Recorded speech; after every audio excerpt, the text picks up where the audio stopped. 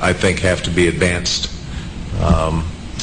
and that my individual salvation depends on our collective salvation. You and I are told increasingly we have to choose between a left or right. Well, I'd like to suggest there is no such thing as a left or right. There's only an up or down. We had an election, and it was about a direction for our country. And regardless of their sincerity, their humanitarian motives, those who would trade our freedom for security have embarked on this downward course. In this vote harvesting time, they use terms like the Great Society, or, as we were told a few days ago by the President, we must accept a greater government activity in the affairs of the people. E pluribus unum, out of many, one. In the end, that's what this election is about. Well, the trouble with our liberal friends is not that they're ignorant. It's just that they know so much that isn't so. Over the course of 10 years, it would cost what it would cost us. All right. Okay. We're going to. It would cost us about the same as it would cost.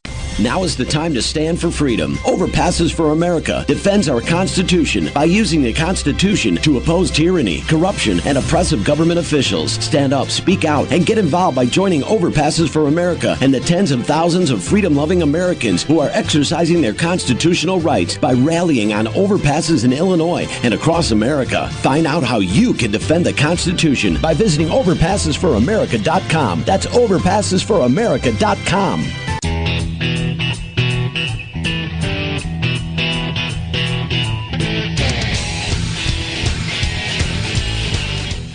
Welcome back. I'm Steve Deloach, host of the Deloach Approach. We've got Lisa K. Hauser with us tonight, and of course our producer Nick Larson is with us as well, and much more vocal tonight than normal. I'm sure glad. We're glad to have both of you and all of our listeners tonight. Let me remind you that you can listen to our show live by either going to tunein.com or to WNLMradio.com/player. You can also listen to our show after the show on places like Spreaker.com and SoundCloud, as well as YouTube. And so we would encourage you to do that. If you do, we would love for you to like that recording because that tells the people at the platform that we have listeners that enjoy what we're doing. So we would encourage you to do that. Well, Lisa, you were talking as we went to break about this Reuters story, and this came out today. Yes, that's right. It's a brand new story. It says for months, the U.S. State Department has stood behind its former boss, Hillary Clinton, as she repeatedly said she did not send or receive classified information on her unsecured private email account, a practice the government forbids. And while the department is now stamping a few dozen of the publicly released emails as classified, it stresses this is not evidence of rule breaking. Those stamps are new, it says, and do not mean the information was classified when Clinton, the Democratic frontrunner in the 2016 presidential election, first sent or received it. But the details included in those classified stamps, which include a string of dates, letters, and numbers describing the nature of the classification, appear to undermine this account. A Reuters examination of the emails and the relevant regulation has found. The new stamps indicate that some of Clinton's emails from her time as the nation's most senior diplomat are filled with the type of information the U.S. government and the department's own regulations automatically deems classified from the get-go, regardless of whether it is already marked that way or not. In the small fraction of emails made public so far, Reuters has found at least 30 email threads from 2009 representing scores of individual emails that include what the State Department's own classified stamps now identify as so-called foreign government information. The U.S. government defines this as any information written or spoken provided in confidence to U.S. officials by their foreign counterparts. This sort of information, which the department says Clinton both sent and received in her emails, is the only kind that must be presumed classified in part to protect national security and the integrity of diplomatic interactions, according to U.S. regulations examined by Reuters. It's born classified, said J. William Leonard, a former director of the U.S. government's Information Security Oversight Office, ISOO. Leonard was director of ISOO, part of the White House's National Archives and Records Administration, from 2002 until 2008 and worked for both the Bill Clinton and George W. Bush administrations.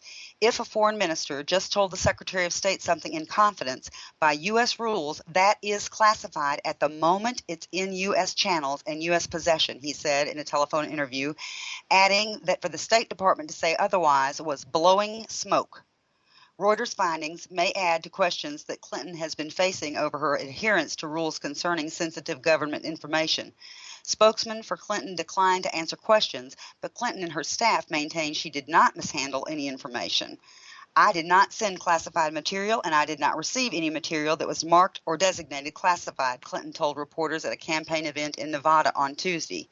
Although it appears to be true that for Clinton to say none of her emails included classification markings, a point she and her staff have emphasized, the government's standard non-disclosure agreement warns people authorized to handle classified information that it may not be marked that way and that it may come in oral form.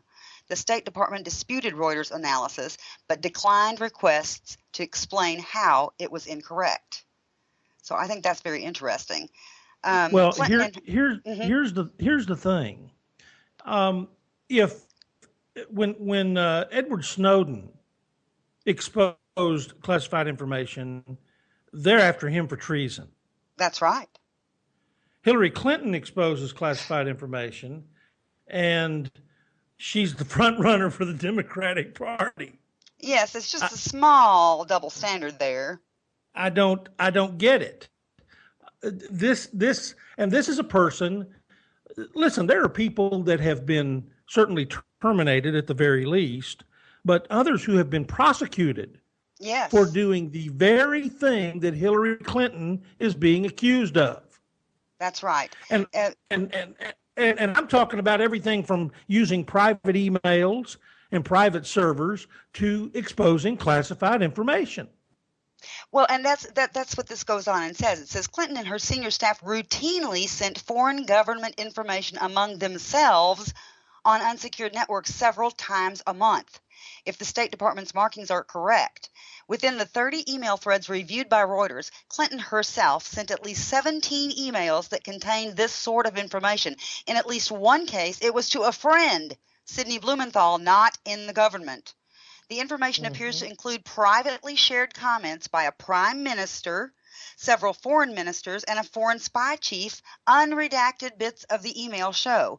Typically, Clinton and her staff first learned the information in private meetings, telephone calls, or less often in email exchanges with the foreign officials.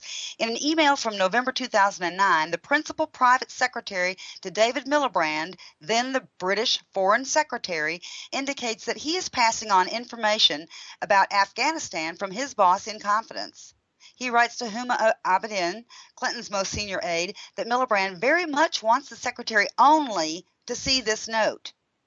Nearly 5 pages of entirely redacted information follow. Abedin forwarded it on to Clinton's private email account. That is stunning. And let me tell you, if Dick Cheney had done this, he would be in prison. Absolutely, he would be in prison, beyond the shadow of a doubt. If Condoleezza Rice had done this, she would be in prison. Yes, she would. So, and that's how you know that this is a twisted, ridiculous situation and circumstance. And this woman has such blatant disregard for what the law and federal rules say, and she can say all she wants, that it's discouraged but not illegal. She is not telling the truth. No, she's not. And there are Democrats who are beginning to point this out. Kentucky's only Democratic representative in Congress is expressing deep concerns about her at this point. He said it's very confusing and potentially a disqualifying scandal for her candidacy. I just never feel I have a grasp on what the facts are, he said. Clearly, she has handled it poorly from the first day, and there's the appearance of dishonesty if it's not dishonest. Wow. And here's the amazing thing. In that clip that Nick played a little earlier, she started talking there toward the end about saying, well, we handed over the server. Uh-huh. She handed over the server because the FBI said, you're going to give it to us or we're raiding your house. That's right. And That's she right. didn't want to deal with that optic of the FBI exactly swarming right. in on her house. That's And exactly right. that would have been unprecedented for the FBI to swoop down on the former Secretary of State's house that also happens to be a former President of the United States house. Right. Right. Mr. Yarmouth said, I still think there's a chance this could upend her campaign. Clinton said that the only people who are talking about the email controversy are the media. Huh. But Mr. Yarmouth said, I think if she intentionally misled or lied to the American people and did something that was clearly against the rules and knowingly did it against the rules, if that is the ultimate conclusion, then I think she has disqualified herself. This is a five-term Democratic congressman from Louisville, Kentucky. Wow. Well, I'm telling you, I think at the very least she's disqualified herself. But I think when all of the issues come to light, we're going to find out that she has most likely committed several crimes. I think you're probably right. This I think this is just unbelievable. And the layers we talked about last week, it's like peeling away an onion, just peeling the layers off of an onion. A nuclear onion. Yes. A nuclear onion. It's ridiculous that we're having to expend so much. When Ed Henry asked her if she had wiped the server, and her cute response was, "You mean with a cloth?" Uh-huh. I thought, oh, come on. And she acted like, I don't know anything about the digital world. Well, she knew enough to make that joke. Right. Exactly. Well, we promised that we would do part 2 of our Planned Parenthood Expo tonight. And, wow. Where do we begin? This story, and I'm talking about the entire story about Planned Parenthood, sickens me on every conceivable level. Absolutely. This is an organization that is corrupt, that is dishonest, that does things on a regular basis that are highly questionable from a morality and ethical standpoint. There's no question about that.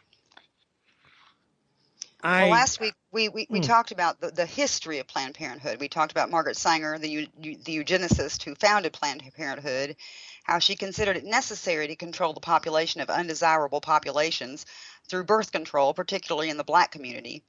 And this week we're going to talk about the current Planned Parenthood, who they are now, and what we know about the politics of the organization. Steve, did you know that Planned Parenthood has a political action committee, a PAC? I didn't know that until just recently, and that stuns me. And it's funded at least in part by our tax dollars, by our contributions. Yes, I'm aware of that. There's a website that I stumbled across last week while I was doing research for this story that I want to tell you all about. It is now on my go-to list of resources. It's called opensecrets.org, and it is a clearinghouse for PACs, for political action committees, where their funding comes from, who their donors are, who the recipients of their donations become. And from what I can see, they follow the money, as the saying goes, and it appears to be entirely bipartisan. They don't seem to care who the PAC is. They simply follow the money. That's how I got the information I'm going to be sharing with you on Planned Parenthood's PAC, using their data from fiscal year 2014. I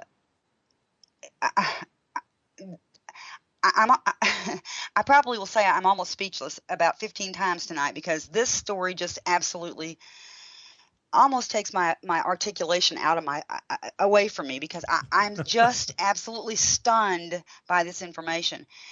The political action committee that Planned Parenthood has is called Planned Parenthood Action Fund, Inc., PAC. They are located in New York City. In 2014, the contributions from individual donors of $200 or more were 677,280.